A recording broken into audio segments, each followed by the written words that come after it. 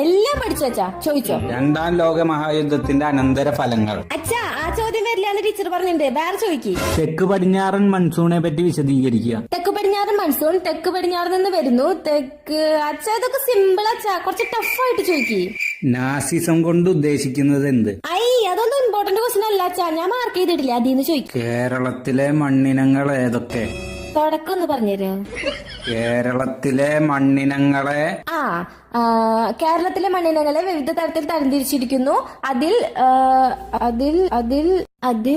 തീരദേശ മണ്ണ്.